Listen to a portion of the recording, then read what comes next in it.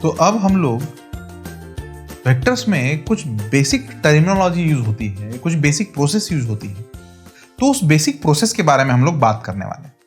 तो इसका हेडिंग मैं सिर्फ बेसिक्स ऐसे डालूंगा। So these are the basic terminologies, basic processes in a vector. तो ये वेक्टर के कैलकुलेशन करने के लिए तुम्हें जानना बहुत जरूरी है। अभी नॉर्मली कैसा होता है कि हमारे पास वेक्टर होता है एक, ठीक है। तो मैं यहां पे मल्टीप्लिकेशन के बारे में बात करना चाहूंगा। यहां पे जब मैं मल्टीप्लिकेशन के बारे में बात कर रहा हूं तो यहां पे मैं नॉट बाय वेक्टर ऐसे बोल रहा हूं, नॉट बाय वेक्टर। मतलब मैं यहां पे कभी भी दो वेक्टर के मल्टीप्लिकेशन के बारे में बात नहीं कर रहा हूं। हम लोग यहां पे वेक्टर के मल्टीप्लिकेशन के बारे में बात करने के लिए नहीं आए, हम लोग मल्टीप्लिकेशन बाय अ नंबर इसके बारे में बात कर रहे हैं। मल्टीप्लिकेशन बाय अ नंबर, हम लोग किसी भी वेक्टर को एक प्योर नंबर से मल्टीप्लाई करने वाले, एक नंबर लेने वाले हम लोग मल्टीप्लिकेशन के लिए, और वेक्टर को हम लोग नंबर से मल्टीप्लाई करने वाले। मल्टीप्लिकेशन बाय वेक्टर जो है हम लोग ये बाद में पढ़ने वाले, ठीक है। तो ये हम लोग अभी नहीं पढ़ेंगे। We are going to see multiplication at the end of the topic, at end of topic. इसकी चर्चा हम लोग अभी नहीं करने वाले। दो वेक्टर्स का मल्टीप्लिकेशन कैसे होगा, तो वेक्टर्स के साथ कैसे बिहेव करता है मल्टीप्लिकेशन के केस में, ये हम लोग बाद में चर्चा करने वाले, उसकी बहुत डिटेल चर्चा करने वाले। मैं अभी मल्टीप्लिकेशन बाय अ नंबर के बारे में बात कर रहा हूं। तो कोई भी वेक्टर मेरे पास अगर प्रेजेंट है, फॉर एग्जांपल ये वेक्टर है मेरे पास ए, तो इस वेक्टर को कंसिडर कर लो तुम लोग, ए वेक्टर है यहां पे ऐसे, और मान लो कि किसी ने इस वेक्टर को मल्टीप्लाई किया एक नंबर से। तो मैंने यहां पे नेक्स्ट वेक्टर जो है मैंने इसको मल्टीप्लाई किया 5a वेक्टर। तो अब यहां पे सोचने लायक बात यह है कि हम लोगों ने इसको 5 से मल्टीप्लाई किया है, और 5 ये एक प्योर नंबर है, तो वो डायरेक्शन में कोई बदलाव नहीं लाएगा। इसका मतलब अगर ये वेक्टर यहां पे अगर थीटा एंगल कर रहा होगा, तो मल्टीप्लिकेशन करने के बाद जो भी वेक्टर आएगा वो वेक्टर यहां पे थीटा ही एंगल करेगा। तो इसकी डायरेक्शन चेंज नहीं होने वाली, थीटा का थीटा वैसा का वैसे ही रहेगा। हाँ, तो किसी भी वेक्टर का 5 टाइम्स करना, इसका मतलब क्या है, इस वेक्टर से 5 टाइम्स बड़ा वेक्टर ऑब्टेन करना। तो हम लोग जब किसी भी वेक्टर को 5 से मल्टीप्लाई करते हैं या किसी नंबर से मल्टीप्लाई करते हैं, तो उस केस में होता क्या है कि इस नंबर से मल्टीप्लाई करने की वजह से इस वेक्टर की लेंथ 5 टाइम्स बन जाती है। सो 5 टाइम्स से मल्टीप्लाई करना या एक नंबर से मल्टीप्लाई करना, इसका मतलब क्या हुआ? इसका मतलब अगर सपोज यहां पे मेरे पास ये पहला अगर वेक्टर सपोज एक्सेलरेशन प्रेजेंट है, पहला वेक्टर मेरे पास कौन सा प्रेजेंट है, एक्सेलरेशन प्रेजेंट है, इसलिए मैंने इसको ए यूज किया है, तो एक्सेलरेशन मैंने कंसिडर किया। तो अगर पहला वेक्टर मेरे पास एक्सेलरेशन है और मैं उसका 5 टाइम्स करता हूं, इसका मतलब मैं उसको 5 से मल्टीप्लाई करता हूं। और जब भी मैं किसी वेक्टर को किसी भी नंबर से मल्टीप्लाई कर रहा हूं, तो this is pure number, rational number है, प्योर नंबर।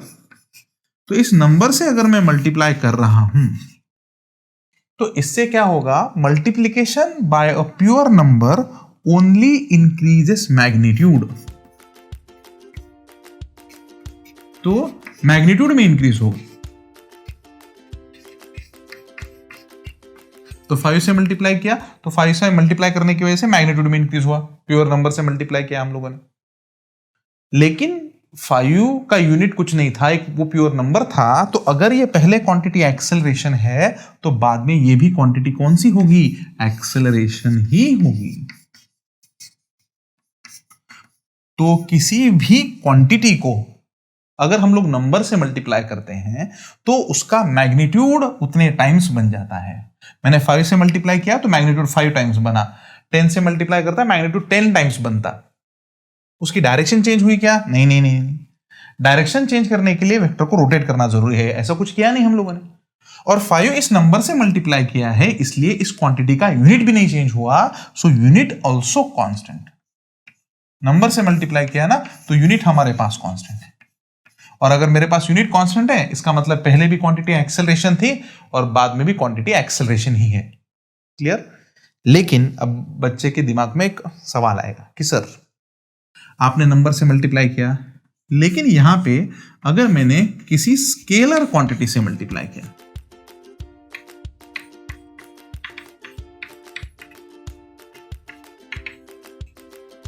अगर मैंने किसी स्केलर क्वांटिटी से मल्टीप्लाई किया, इसका मतलब यही एग्जांपल ले लेते कि हमारे पास ये एक्सेलरेशन प्रेजेंट है इधर, ऐसा ये देखो ये एक्सेलरेशन प्रेजेंट है ए वेक्टर बराबर, इसका कुछ तो एंगल वेंगल है थीटा।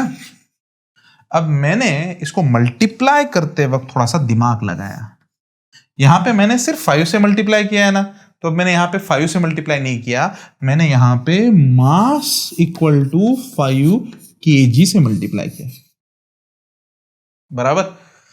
यहां पे 5 एक नंबर था, तो उसको कोई यूनिट नहीं था, और अगर उसको कोई यूनिट नहीं था तो उस केस में यहां पे इस क्वांटिटी का, आने वाली क्वांटिटी का यूनिट चेंज नहीं हुआ। लेकिन जब हम लोग इस एक्सेलरेशन को 5 kg मास से मल्टीप्लाई करेंगे, तो इसका मतलब यहां पे हमारे पास प्रोडक्ट होगा, ये कौन सी क्वांटिटी है, तो ये एक्सेलरेशन क्वांटिटी है सर, ठीक है ना। और इस एक्सेलरेशन को हम लोग मास से मल्टीप्लाई कर रहे हैं, तो आने वाली क्वांटिटी जो हमारे पास आने वाली है, वो क्वांटिटी आने वाली है सर मास इनटू एक्सेलरेशन। इस बात को समझो, क्योंकि हम लोगों ने इसको स्केलर क्वांटिटी से मल्टीप्लाई किया है, एक फिजिकल क्वांटिटी से मल्टीप्लाई किया है। यहां पे हम लोगों ने एक नंबर से मल्टीप्लाई किया है, तो नंबर से मल्टीप्लाई किया है तो नंबर को कोई यूनिट नहीं है।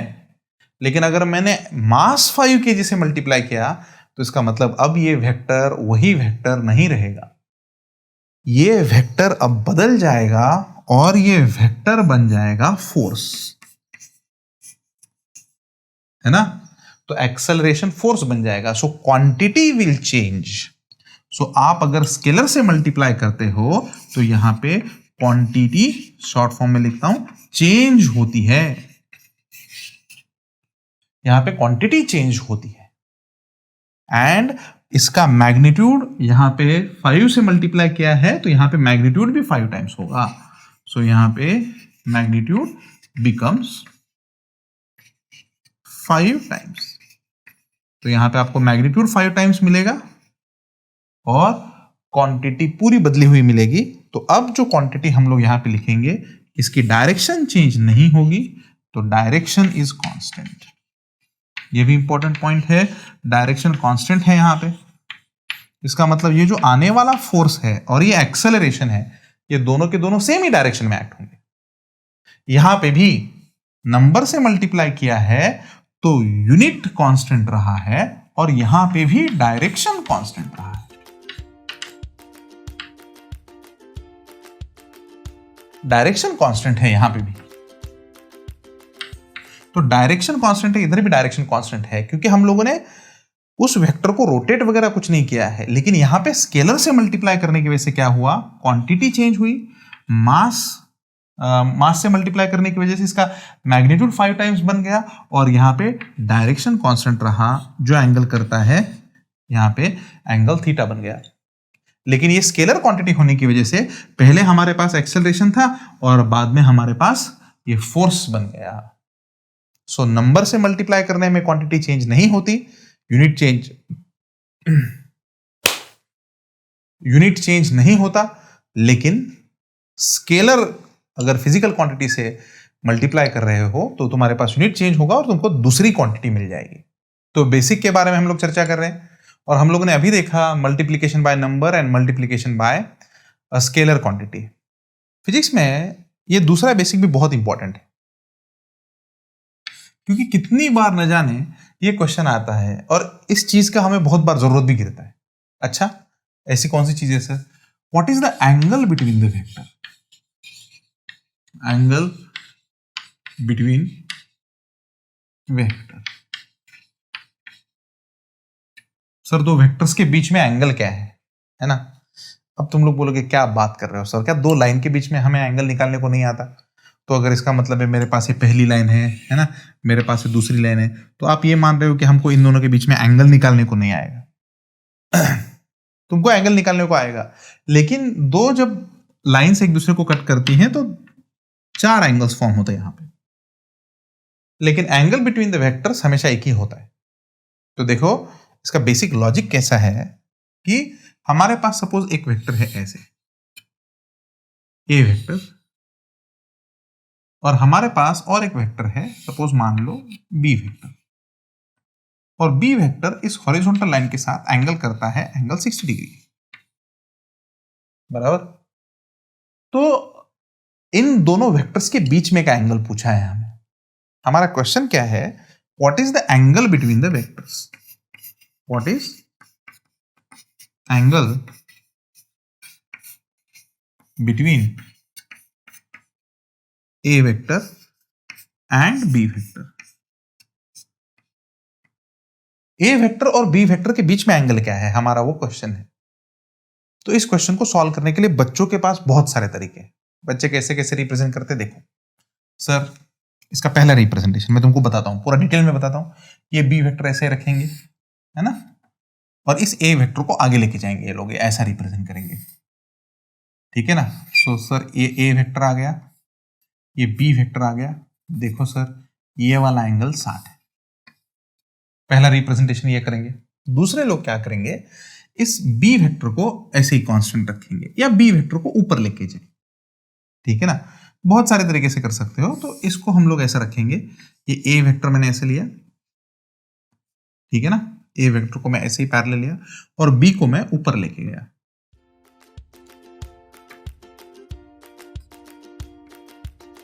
तो ये वाला एंगल हमें दिया है, इस लाइन ने किया हुआ एंगल, तो ये वाला एंगल दिया है 60, ठीक है।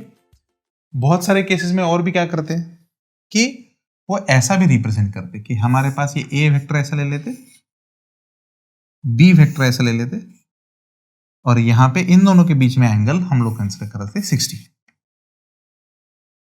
बराबर। और कैसा कर सकते हैं, तो इसको और कैसा कर सकते हैं, तो बी को हम लोग कांस्टेंट रखेंगे ऐसे, बी तो लाइन के नीचे है तो कांस्टेंट रखा, और हम लोग ए को नीचे लेके गए, तो यहां पे ए को ऐसे लाया, ए वेक्टर, बी वेक्टर, और ये वाला एंगल हमको दिया गया है 60, बराबर है ना। तो क्वेश्चन ये है कि इन चारों डायग्राम्स में से सबसे सही और करेक्ट डायग्राम कौन सी है। वो कौन सी डायग्राम है जो करेक्टली ये बताएगी कि इन दोनों वेक्टर्स के बीच में एंगल क्या है। तो इसको बहुत ही सिस्टमैटिकली सोचना है। देखो जब भी दो वेक्टर्स के बीच में तुम्हें एंगल निकालना हो तो ये ध्यान रखें कि दोनों वेक्टर जो तुम्हारे पास प्रेजेंट है, ए वेक्टर और बी वेक्टर, उनके टेल साथ में होने चाहिए। तो इस ए वेक्टर का टेल और बी वेक्टर का टेल, इन दोनों का जब तुम लोग टेल टेल कॉम्बिनेशन करो तो तुम्हारे पास जो एंगल आएगा, उन दोनों के बीच में जो भी एंगल आएगा, ये देखो ए का और बी का, यहां पे टेल टेल एक साथ है, ए वेक्टर यहां पे जा रहा है और बी वेक्टर यहां पे जा रहा है। अब इन दोनों के बीच में जो एंगल आएगा इसको बोला जाएगा angle between the vectors, correct. अब लॉजिक ऐसा है कि सर ये एंगल निकाला क्या, आपने ये एंगल निकाला क्या, है ना। अगर दो वेक्टर के टेल टेल साथ में होंगे तो जो एंगल आएगा, और दो वेक्टर के हेड साथ में जब होंगे वो जो एंगल आएगा, वो दोनों एंगल तो सेम ही रहेंगे, बराबर है। लेकिन हम लोग कंफ्यूजन अवॉइड करने के लिए ये एंगल 60 और ये एंगल 60 दोनों के दोनों बराबर ही है, लेकिन 100% अगर करेक्ट तुम्हें निकालना है तो उस केस में तुम्हें क्या करना पड़ेगा कि दोनों वेक्टर के टेल टेल ज्वाइन करो। ये इस झमेले में मत पड़ो कि दोनों के हेड भी साथ में टेल भी साथ में, मैथमेटिकली सेम ही आता है। लेकिन अगर एंगल प्रॉपरली निकालना है, 100% करेक्ट निकालना है, तो दोनों वेक्टर के टेल साथ में लगाओ और ये जो वेक्टर जिधर पॉइंट कर रहे हैं उस डायरेक्शन में जो एंगल मिले वो एंगल तुम्हें एंगल बिटवीन द वेक्टर्स कहलाएगा। तो यहाँ पे अगर किसी बच्चे ने इसको 60 कंसिडर किया तो यहाँ पे मेरे पास ये 120 आएगा, लेकिन यहाँ पे कॉम्बिनेशन देखा, इसका टेल, इसका हेड, तो टेल और हेड कॉम्बिनेशन प्रेजेंट है। तो टेल हेड कॉम्बिनेशन प्रेजेंट होने की वजह से एंगल बिटवीन द वेक्टर्स 120 नहीं आ सकता। ये रॉन्ग रिप्रेजेंटेशन है, गलत रिप्रेजेंटेशन है। यहां पे चेक करें। अच्छा सर, यहां पे क्या क्या हुआ है देखो, बी का टेल, ए का टेल, टेल टेल साथ में, ये 60 तो ये भी 60, तो यहां पे टेल टेल कॉम्बिनेशन होने की वजह से ये करेक्ट है। यहां तो टेल टेल कॉम्बिनेशन है तो यहां पे ये करेक्ट है। यहां पे हेड हेड कॉम्बिनेशन है, लेकिन अपोजिट एंगल होने की वजह से इन दोनों के बीच में एंगल 60 आ रहा है। तो टेल टेल कॉम्बिनेशन करो या हेड हेड कॉम्बिनेशन करो, लेकिन मैं हमेशा टेल टेल कॉम्बिनेशन ही करता हूं। तो दो वेक्टर्स जब एक दूसरे के साथ टेल टेल कॉम्बिनेशन में हो तो उनके बीच में जो एंगल होगा वही एंगल तुम्हें लेना है। अब इसका एग्जाम्पल कैसे आएगा, मैं तुमको एक एग्जाम्पल भी करवाता हूं। सपोज मेरे पास दो वेक्टर्स प्रेजेंट है, यहां पे ध्यान देना। एक वेक्टर प्रेजेंट है ए वेक्टर, यहां पे ध्यान दो, ए वेक्टर प्रेजेंट है and it is 30 degrees south of west, ठीक है। और मेरे पास दूसरा वेक्टर है B vector 60 degrees north of east. ऐसा बताया गया तुम्हें एग्जाम्पल में, ऐसा बताया गया कि तुम्हारे पास दो वेक्टर्स प्रेजेंट है, डायग्राम निकाली नहीं है, दो वेक्टर्स प्रेजेंट ऐसा बोला गया, और इन दोनों वेक्टर्स का तुम्हें एंगल कैलकुलेट करना है। तो पहला वेक्टर ऐसे स्टेटमेंट में दिया है, दूसरा वेक्टर भी ऐसे स्टेटमेंट में दिया है। तो स्क्रीन को पॉज करो और सॉल्व करने की कोशिश करो। मैंने तुमको बताया है कि इस वेक्टर को कैसे रिप्रेजेंट करें, ठीक है।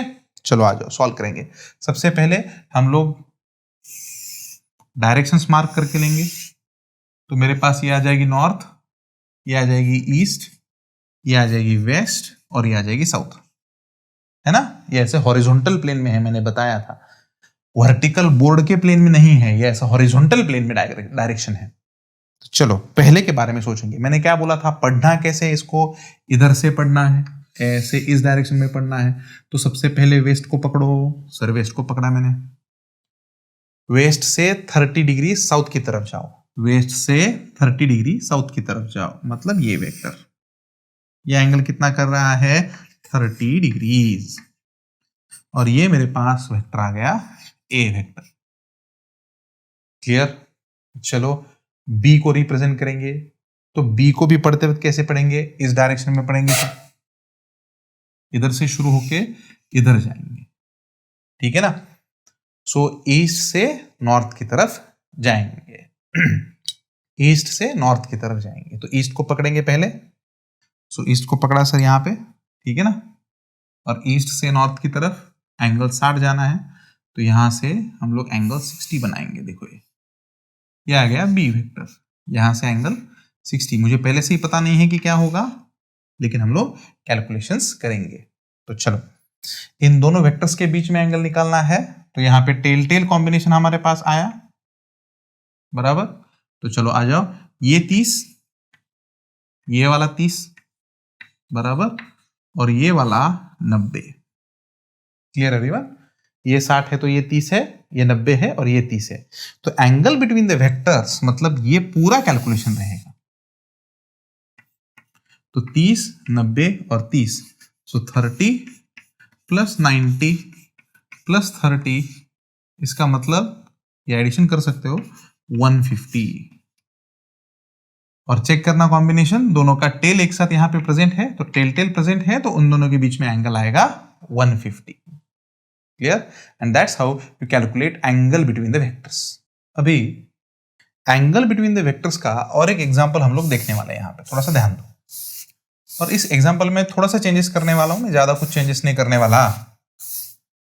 तो यहां पे अगर तुम लोग देखोगे तो मेरे पास एक वेक्टर दिया गया है। So this is a vector, ये ए वेक्टर मेरे पास प्रेजेंट है, एंड मेरे पास दिया गया है ये, और ये दिया गया है बी वेक्टर, और इन दोनों के बीच में एंगल दिया है 120। और तुम्हें एग्जांपल में क्या बोला है, find, what is the example, find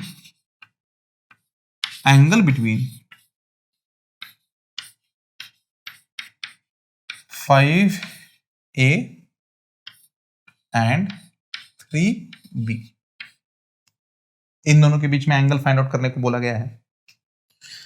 आराम से तुम लोग इसको कैलकुलेट कर सकते हो। देखो यहां पे वेक्टर को ना नंबर से मल्टीप्लाई किया गया है। अब सिर्फ नंबर से मल्टीप्लाई किया गया है, तो मैं कैसे करूंगा इसको? देखो ये a है, तो a को पैरेलली डिस्प्लेस करता हूं मैं यहां पे ऐसे a, तो यहां से यहां तक a आ जाएगा मेरा।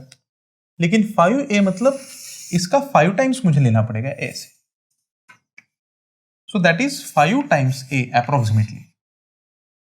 सो मैंने इसकी सिर्फ लेंथ बढ़ाई है, इसकी डायरेक्शन मैंने चेंज नहीं करी है। ठीक है, ये 5 के ऊपर आया है थोड़ा सा, ठीक है, और ये 3 के ऊपर भी आया है थोड़ा सा, ठीक है ना।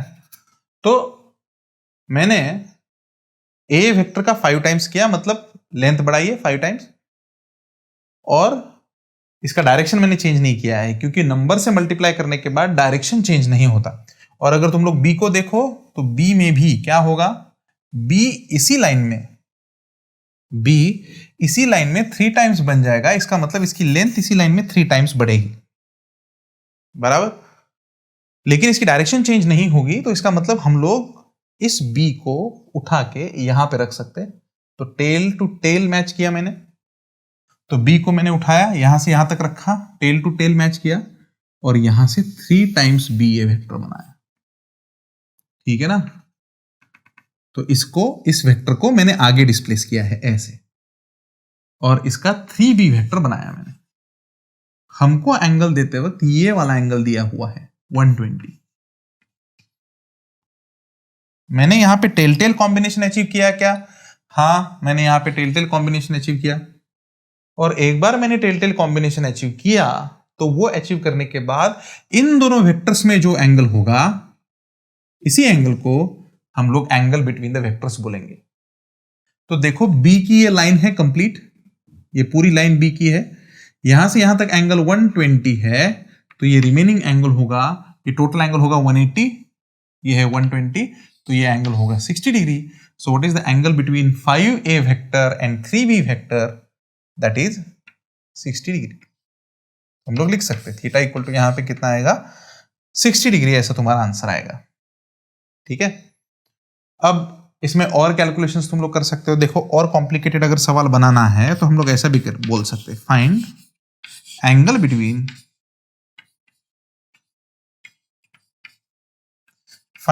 बिटवीन, हाँ, किसके किसके बीच में एंगल फाइंड आउट करना है। सपोज 5a वेक्टर ऐसा ही दिया है एंड -3b वेक्टर। लगाओ दिमाग लगाओ, -3b वेक्टर, इसका मतलब मैंने यहां पे निगेटिव ऑफ वेक्टर का कॉन्सेप्ट यूज किया है। तो हम लोग a वेक्टर को 5 टाइम्स करेंगे एज यूजुअल, तो उसमें कोई फर्क नहीं गिरेगा। तो a वेक्टर को मैंने 5 टाइम्स किया ऐसे, मान लो कि ये 5 टाइम्स है, जितना बन सकता है मैं बना दूंगा इसको। तो ये 5 times of a vector, 5 times the a vector बन गया, ठीक है ना। अब इसको अच्छे से देखो, -3, इसका मतलब क्या हुआ, इसी का मतलब क्या है, -3b वेक्टर मतलब 3 ऑफ -b वेक्टर। तो सबसे पहले b वेक्टर का माइनस करो और बाद में उसका 3 टाइम्स करो। तो b वेक्टर ऐसा नीचे है, तो मैं उसका उल्टा करूंगा, तो मेरे पास ये b वेक्टर इस डायरेक्शन में आएगा, देखो ऐसे। तो ये आएगा -b वेक्टर, अभी उल्टा करने के बाद b का -b पलटी मार। अब इसका 3 टाइम्स मुझे करना है, तो इसका 3 टाइम्स मेरे पास ऐसे आएगा। सो ये हो जाएगा पूरा वेक्टर -3b वेक्टर। इसका मतलब समझे, b वेक्टर का माइनस करो, डायरेक्शन को रिवर्स करो, फिर बाद में उसका 3 टाइम्स करो। अब इन दोनों के बीच में एंगल मेजर करो, क्योंकि यहां पे हमारे पास कौन सा कॉम्बिनेशन आया है, टेल टेल कॉम्बिनेशन आया है। और अगर टेल टेल कॉम्बिनेशन आया है तो इन दोनों के बीच में हम लोग एंगल चेक कर सकते हैं। तो एंगल मेरे पास कितना होगा, तो देखो ये एंगल, ये लाइन वही रही है, तो यहाँ पे एंगल 120 का 120 ही रहेगा, एंगल बिल्कुल भी चेंज नहीं होगा। So this is the basic terminologies used in vectors.